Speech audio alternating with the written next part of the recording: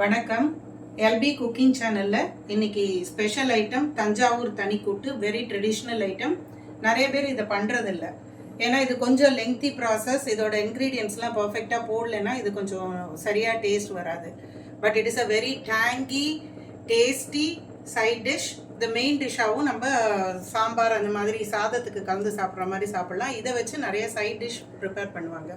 So main ingredients வந்து உப்பு, புளி டேஸ்ட்டுக்கு, காரத்துக்கு வரமிளகா, மிளகாத்தூள், குழம்புத்தூள், அதுக்கப்புறமா கொஞ்சம் ஸ்வீட்டனாக இருக்கும் அதுக்காக வெல்லம் பொடிச்சு வச்சுருக்கேன்.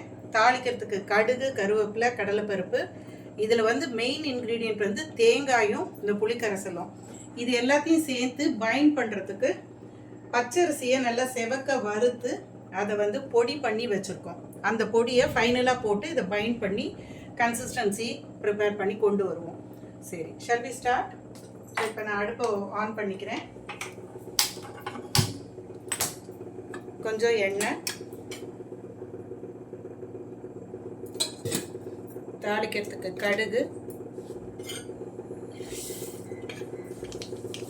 கொஞ்சம் நிறைய குவான்டிட்டி பண்ணுறேன். இது ஒரு பெரிய தேங்காய் திருவி வச்சுருக்கேன். அதனால் கொஞ்சம் கடுகு, கடலைப்பருப்பு, வரமிளகாய் அதெல்லாம் கொஞ்சம் நிறையாவே போடுறேன். ஸோ கடுகோடைய வரமிளகாயை போட்டால் தாளிப்பு நல்லா இருக்கும், டேஸ்ட்டாக.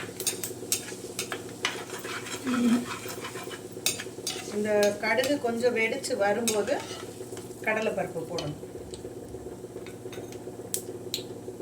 கொஞ்சம் வெயிட் பண்ணுவோம், கடுகு இன்னும் கொஞ்சம் வெடிக்குது.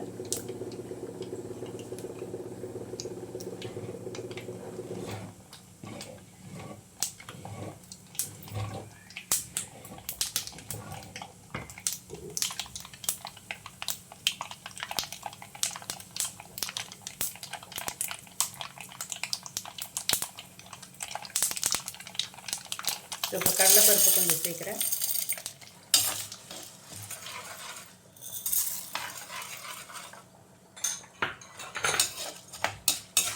கடலைப்பருப்பு கொஞ்சம் வறுபடட்டும். லைட்டாக ப்ரௌன் டிண்ட் ஆன பிறகு மிச்ச இன்க்ரீடியன்ட்ஸ்லாம் 1 by 1 சேர்த்துக்கலாம்.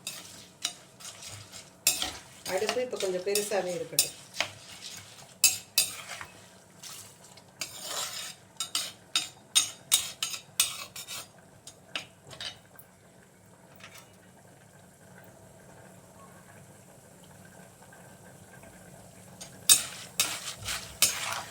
கொஞ்சம் குவான்டிட்டி நிறையா இருக்கிறதுனால கொஞ்சம் டைம் எடுக்குது.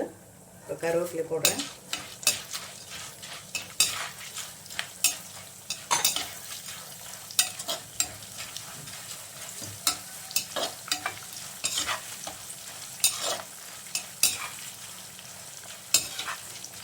கருவேப்பிலை பொரிஞ்சு நல்லா வாசனை வருது. இப்போ தேவையான அளவு உப்பு,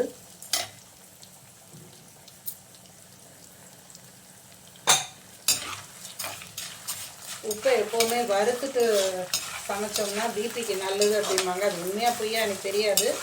பட் நான் யூஸ்வலாக அது வறுத்துருவேன் யூஸ்வலாக. அப்புறமா பெருங்காயத்தூள் ஆட் பண்ணிக்கலாம் கொஞ்சம் தாராளமாகவே. ஏன்னா நிறைய குவான்டிட்டி பண்ண போகிறதுனால தாராளமாக பெருங்காயத்தூள். பெருங்காயம் கொஞ்சம் அந்த ஆயிலில் பொரியட்டும். இப்போது தேங்காயை அப்படியே போட்டுருவோம்.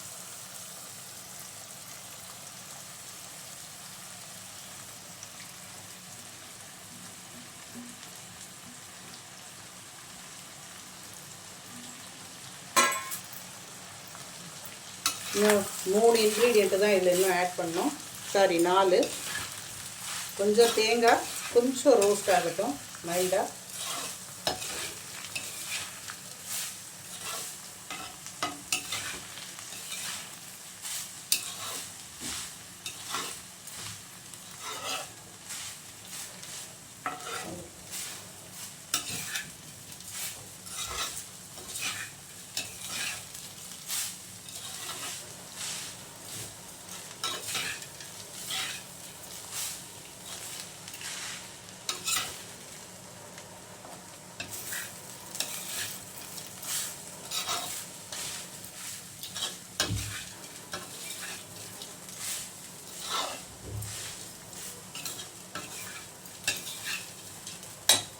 இப்போது சாம்பார் தூள்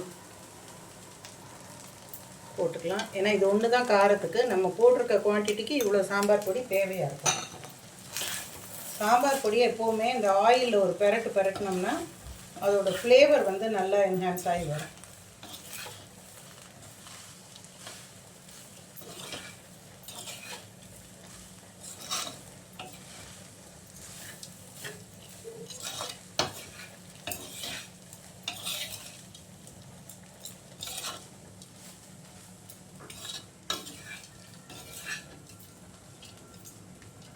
இப்போது இந்த வெல்லத்தில் கொஞ்சம் முக்கால்வாசி போட்டுக்கிறேன், கொஞ்சம் பெண்டிங் வைக்கிறேன். வேணும்னா கடைசியாக நம்ம ஆட் பண்ணிக்கலாம். இப்போ இந்த கரைச்சி வச்சுருக்க புளி தண்ணியை அப்படியே ஊற்றிடலாம்.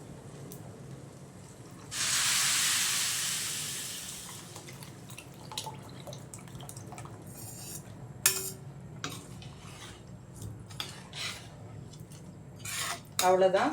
இது நல்லா கொதிச்சு ஒரு 20 மினிட்ஸ் 25 மினிட்ஸ் ஆகும். எப்படியா இருந்தாலும் இது கொதித்து சுண்டி வரதுக்கு கொஞ்சம் அந்த பருப்பெல்லாம் வேகிறதுக்காக இன்னும் கொஞ்சம் தண்ணி தேவைப்படுது.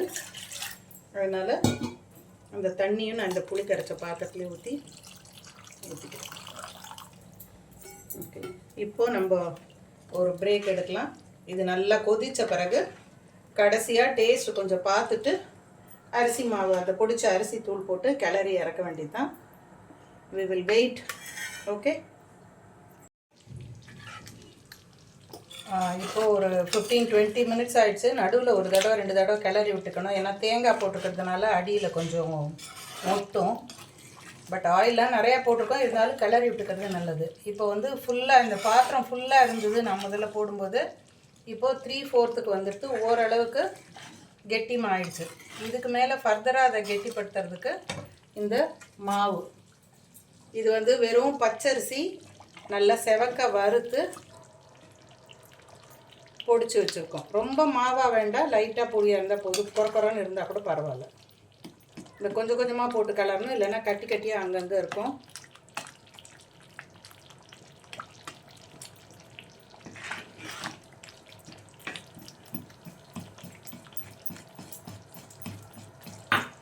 இப்போ தெரியுது அந்த கன்சிஸ்டன்சி கொஞ்சம் கொஞ்சமாக திக்காக இருக்குது.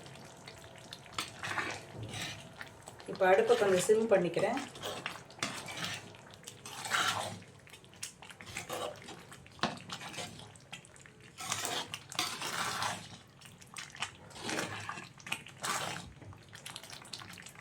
இது வந்து ஃப்ரிட்ஜ் லைஃபு ஒரு 3 to 4 months அப்படியே வைக்கலாம், ஒன்றும் ஆகாது. ஏன்னா நல்லா தேங்காயெல்லாம் வறுத்துட்டு பண்ணியிருக்கோம்.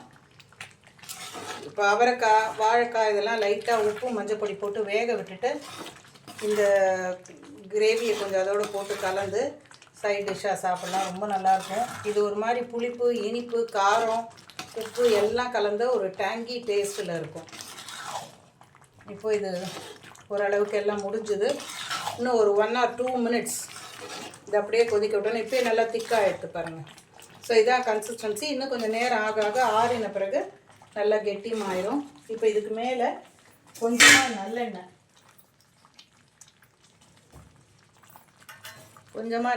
போட்டு